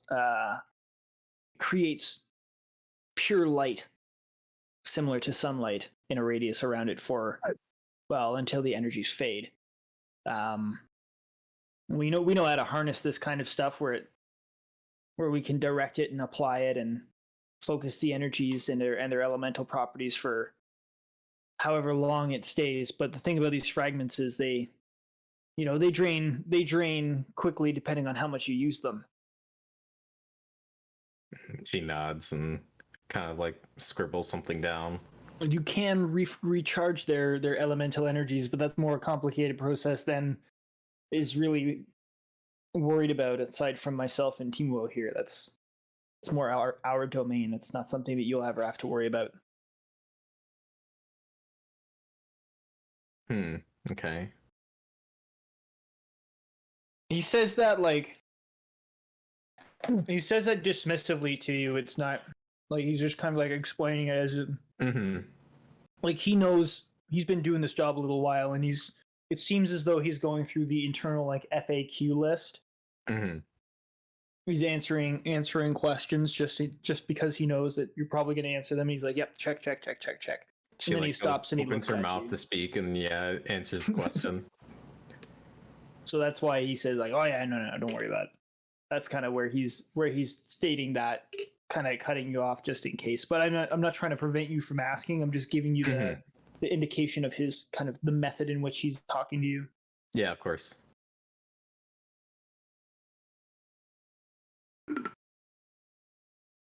He's stopped speaking at this point. He's just kind of staring at you at this point. She's just like kind of like taking a moment to like let the information sink in. She's That's fair. All right. What can I do to assist? Is there anything I can provide? Well, you can either be a part of the project or you can just let us figure something out for you. I don't know what kind of a craftsman you are, but clearly you're a scholar. We're craftsmen. We apply the knowledge.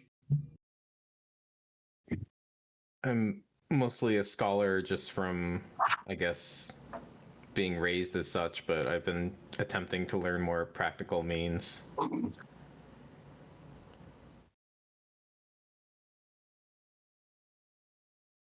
Time Teamwo just starts like bugging the dwarf and argues that you're fine to be in the workshop and like it's okay, it's a learning experience, why you got to be so grouchy, kind of shit like that. And they just start arguing. Not loudly, but they just started like bickering back and forth. And he's sitting there, he's like, "Well, you should have known any of the machinery. You shouldn't have any practical experience. You know, it's going to cut down on time." And you know, and he just starts kind of grumbling. "Oh, she doesn't understand. She doesn't know what's going on. You know, things can go wrong. This is some pretty dangerous stuff here." And they're just arguing back and forth, like, you know, it's bickering. I can't bicker between myself. I have a hard enough time doing it with other people. No, that's fine. She like flips back through her notes and like pulls up some of her like diagrams and sketches of like the arcane foci that she was like studying before, and she's like, "Well, I mean, I'm pretty sure I can apply something similar like this if I had, you know, some kind of blueprint or could help with a schematic in some sort. I would be more than inclined to help." Yeah. So Teamwo and Thoric are going to help you do that, and they have the skill and the willing to try and make a sunblade, or make a whatever it is, a radiant energy weapon. Yeah. Yeah. So they'll try and help you make a radiant energy weapon, and they'll work on that. It'll take a little bit of time. Like a day, like a few days.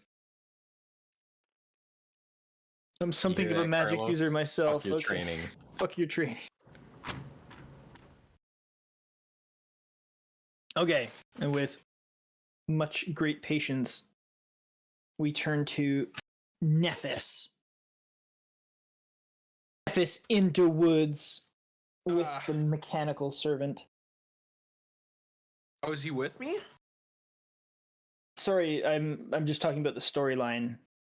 He's not with you. He's doing what he's told. He's taking his nap and doing it. Oh, fucker.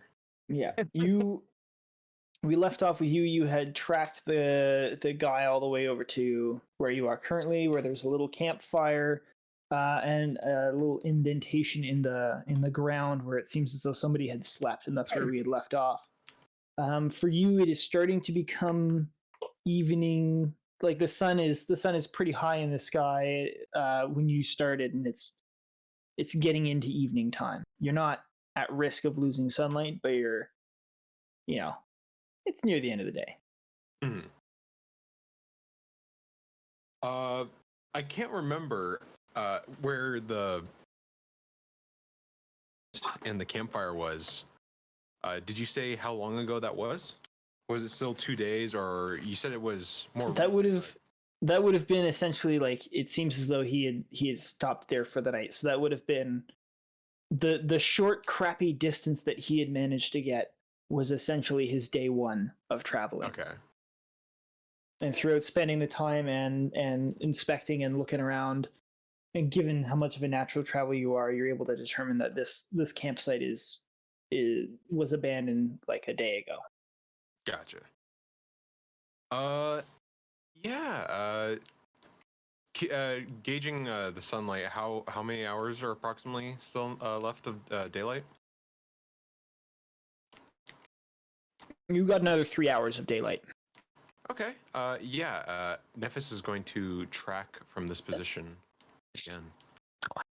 Okay, do your roll. Do your thing. Do my thing. Do your thing. Okay. Can I use another set of inspiration? Yes, you may. Excellent.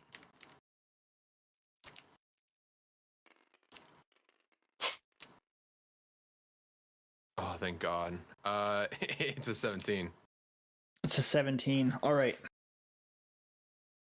So you're able to follow the next set of trails. So you can definitely tell this guy's not used to being in the woods. He's going around and foraging in the morning, it seems, as you're following his activities. And you can tell that he ate a poisonous or otherwise bad for you berry. Because there's a nice little berry bush with these beautiful bright red berries, and then beside it, with rocks and such, there's what looks to be at least a big handful's worth of berries, and then vomit on the ground. Oh, delicious. And there's flies, and nature has found it. We'll leave it at that. And then pretty much slow collapsing, the tracks lead down towards this edge of the river, and it's starting to go off sort of down a different branch. So for the sake of like where you've been so far, you have explored a lot of this part of the valley. This is moving into sort of another valley. Mm-hmm. So there's mountains here. It's leading to another part of a watershed. The bigger geographical landscape is there's a big ass fucking mountain right here, and then this river just kind of goes around it on both sides. It's cool. Anyway, so the and they're leading away away from the base in the other direction, and you follow them for a decent little while until you come across a lake, a small little mountain lake. And I would like you to roll perception when you get to this lake.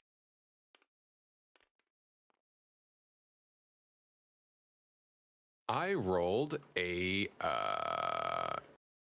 13, I believe. 13, okay. Hello. So as you get to the lake, you notice that there is a small tendril of smoke coming up from the other side of the lake, and you can hear faintly what sounds like for about a minute. You hear the sound of a voice sort of carrying on the wind from that direction. So I see a tendril, like a really thin, wispy, like you could have it was it was good chance that you spotted it. It's across the lake, like a little bit of a trail of smoke, as if maybe a cooking campfire or a little something. Tendril. Gotcha. I was thinking like octopus. Yeah. Yeah, I see where that went up apart. Yeah, I would like to proceed. It's on the adjacent side of the lake, so I'd have to like go around it. Yeah, I'm not. What is this big circle thing? I know I made it, but I can't remember why. If I get rid of that, is it important for anything? That was the secret hole. The hole. Okay, I'm getting. It's not dais, or whatever the fuck it's pronounced. We all know what it looks like. We solved the puzzle. It wasn't really a puzzle, but we solved it, so it's okay. We. Yes. And over here we have someone blowing the raspberry. Blowing. Okay, so it goes like down for a little while. Oh shit, sorry. So it goes kind of up like that. That's one like part of the river, and then it comes down like this, going this way, and then it's not a super big lake. There. And the camp or the tendril of smoke, the small little thing of smoke you see is like approximately there, and you're approximately, and the mountain goes. Ooh. Goes this way from the Uwu wings.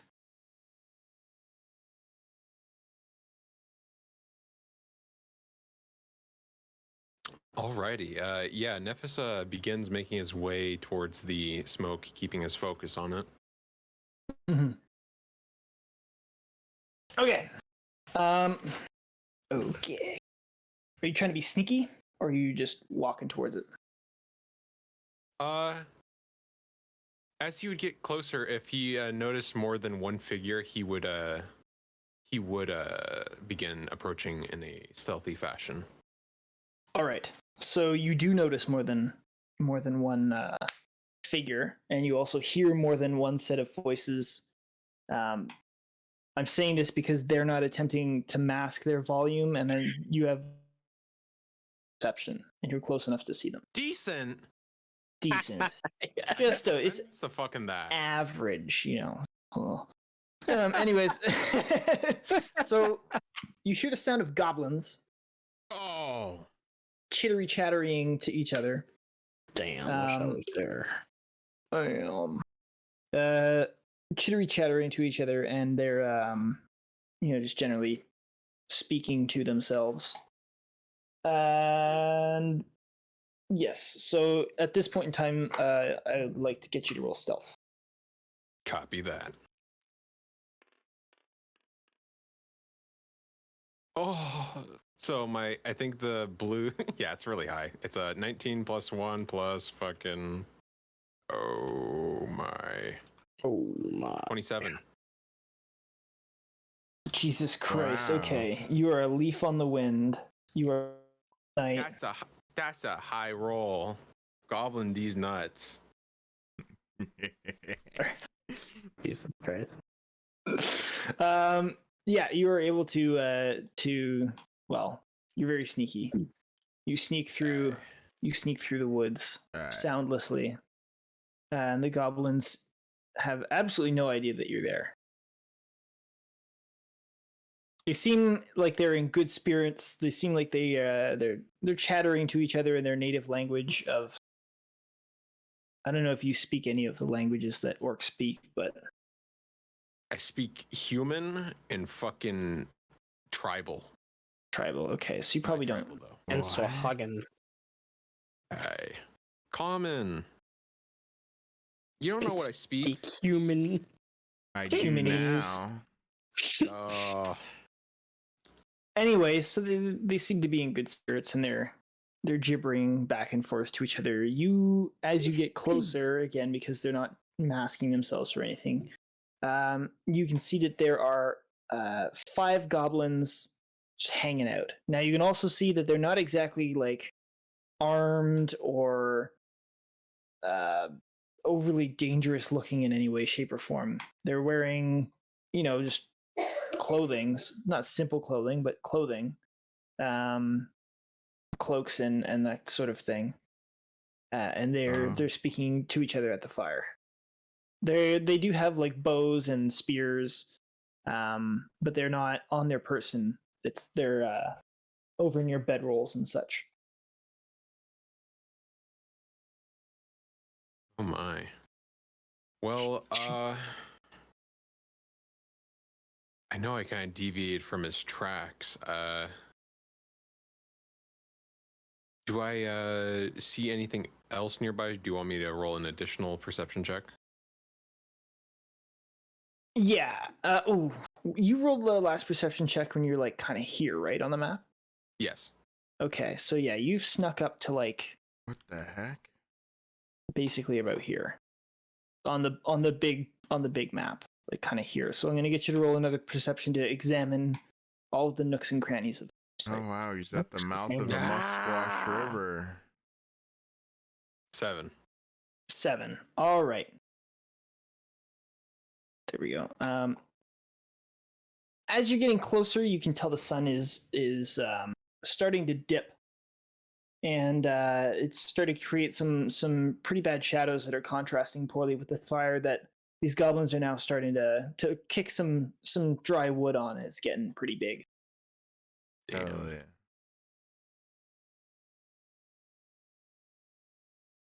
Well, I will point out, just as a point of order, when you're doing a roll for anything, and it's just for everybody, like usually the roll is in that moment, so there's nothing to stop you from doing a roll again if you're scanning several times or if you're looking through something repeatedly, like just in general, just as a point of order. I would actually like to spend my time looking into the camp, seeing if there's any evidence that the dwarf is in the camp or around it. Okay. Are you doing this passively, or are you actively like sort of orbiting or doing anything, or are you searching from one position?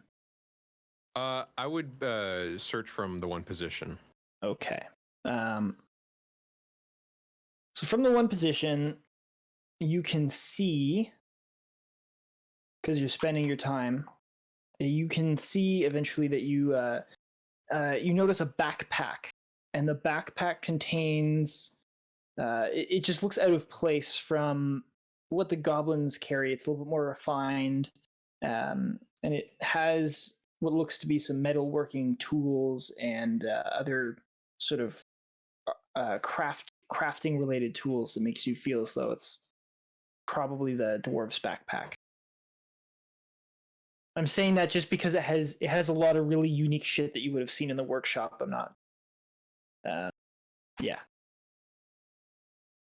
in terms of tools and stuff on his backpack, but you don't see the dwarf. Gotcha. I will also point out, just because you are taking your time to perceive and look around the campsite from your location, from where you are, you don't notice any bleeding or somebody going through, a tragic injury, or it doesn't look like anything bad happened from what you can see to the dwarf from where you are. All right. How many goblins are there? 5. 5. Excellent. Nephis is going to walk into the camp. Hell yeah. Okay. Hey guys, what's up? Goblins. Well, the 5 goblins are very surprised to see you just emerge from the bush. And one of them throws another log onto the fire, but more out of surprise than anything else. He was just holding the log and he kind of went, "Bah!" One person had pulled out a tambourine, and they were fiddling with the tambourine, and they look up at you, and the tambourine kind of like jiggles as they're like, "Oh shit!" Oh, these guys are.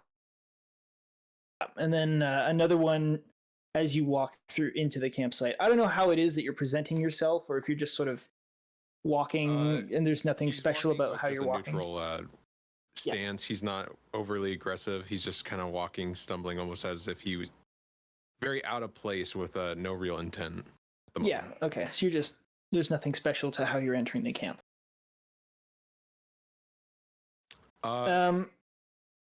Sorry. Upon entering, he says, "I'm tracking somebody. Have you seen a dwarf with a missing leg?"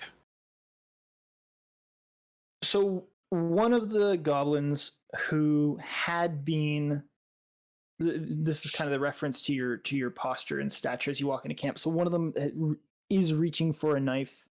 Oh. On the bench, but then stops. Like he's kind of one of those like, oh, someone's there, and then pauses, unsure of himself when he actually sees that you're.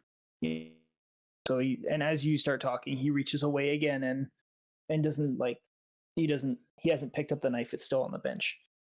He reaches back, and the other goblins sort of relax themselves, and they say, in common, the one who had been reaching for the knife says, "Yes, we met a dwarf this afternoon on our travels, and he was hurt. He said he'd be coming back this way, and he left his backpack here so he could travel. He seemed to be hurt, but he was looking for a place or a person. We're not sure. They called it Thash. He needs to find Thash." I would like to first roll insight to see if he's maybe being untruthful. Okay. That would be a. Oh God. That is a 14. 14. He seems a little shifty, but the shiftiness is that as he's speaking to you, he's casually looking into the shadows every once in a while, just looking for something, it seems. Are the shadows behind me, or no? He's looking into the shadows around him, and as he's speaking to you, he's kind of like just checking his surroundings, kind of thing, seeing like if there's other people. Yeah. Okay. He got taken by surprise once, and he's spending more time, like he's communicating with you, but he's just trying to make sure he's not being taken unawares. In Thatch, is this supposed to be a place or a person? Say. The goblin shrugs and he says, I'm not from around here. We're just passing through. The name didn't ring anything familiar in my mind. But I can tell you, and he points in sort of the direction my little finger is. He points over. Oh, right, I can do this. He points in this direction, this general area. All right.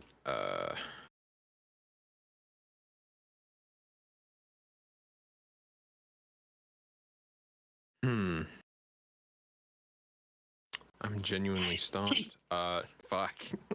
Goblins. Friendly goblins, who would have thought? I know. Well, they're not friendly. They're cordial. They're just, yeah.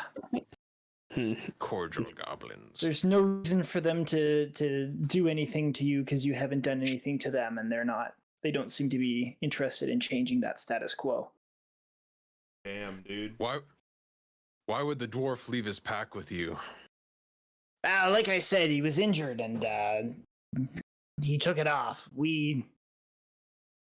I offered to help him. He bandaged his own wounds. They weren't very good, and he was having a tough time. Towards his backpack, the dwarfs. Hey, I don't know. Hey. Whatever. He's not here. I don't care. It's not my stuff. Just makes a fucking like a hush whistle at him to get him to stop talking, and goes. He does. He abruptly stops, and they're all just watching you now. You're your most interesting thing in camp.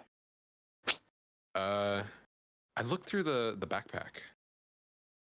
Okay.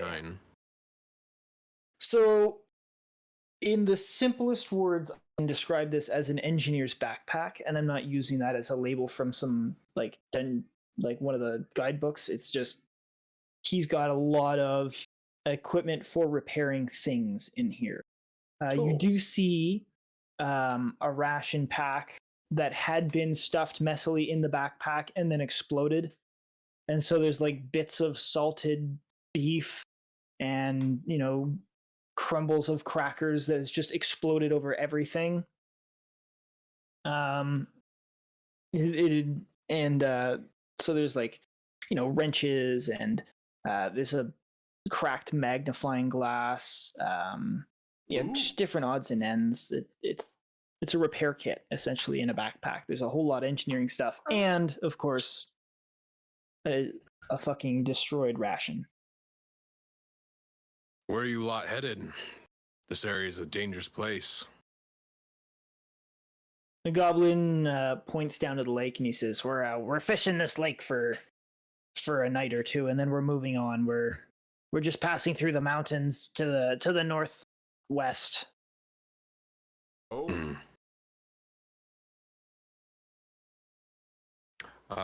Nephis closes up the backpack and looks around the camp for the dwarf's tracks again. Okay. We can stop it here because it turned 7. Or Oh yeah, it okay, did. yeah. Jesus Christ. Oh. Checkpoint. Khutula, Nephis, Isaac, you're finished. Okay, I think we managed to get through. Fuck yeah. Okay. Are there any female goblins? Don't fucking. Female. I'm gonna answer, but not answer the question. I'm gonna answer because I have a story about the other group that I have, which is one of the guys rolled a new character who is a bugbear, and in the written description of the bugbear, it says that there is no discernible difference between males and females, and so he used that to successfully pass without any issues, masquerading as a female bugbear going to a ball. It was a good time. Wow. Yeah, it was cool. We had fun. That's all I have to say on that. Damn, dude. Yeah. So, okay, cool. Gender politics? Holy moly. Well, I didn't say that. I just said that Okay. according